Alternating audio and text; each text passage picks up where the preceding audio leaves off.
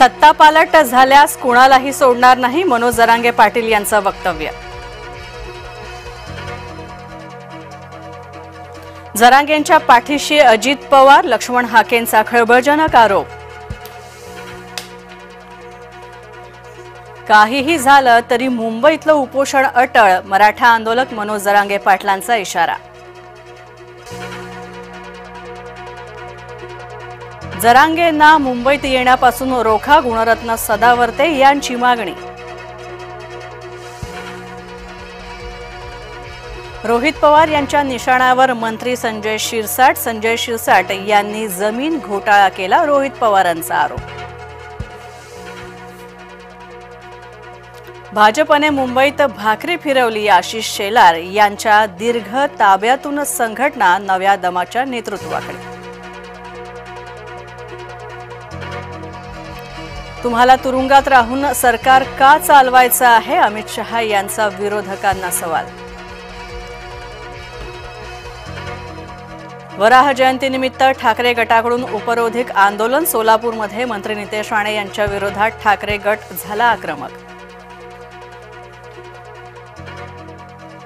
वैभव खेडेकर राज ठाकरेंची साथ सोडणार, खेडेकर रवींद्र चव्हाणांच्या संपर्कात, सूत्रांची माहिती। एटीएमसाठी नवे नियम, एटीएम मध्ये महिन्याला फक्त 303च फुकट व्यवहार करता येणार, तर चौथ्या व्यवहारापासून द्यावे लागणार पैसे। वरंध घाटात वाहतुकीसाठी आता परवानगी, वाहतुकीसाठी वरंध घाट खुला, पावसाळ्यात दरड दुर्घटनांच्या पार्श्वभूमीवर बंद ठेवण्यात आला होता घाट, सणासुदीच्या निमित्तानं घाट केला खुला।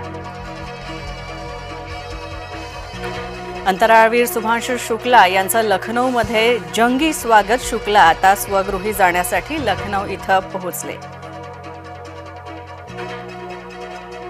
गंगापूर धरणामधून 990 क्युसेकनं पुन्हा पाण्याचा विसर्ग सुरू करण्यात आला, तर गंगापूर धरण पाणलोट क्षेत्रामध्ये दमदार पाऊस, गंगापूर धरण सध्या 97% भरलं।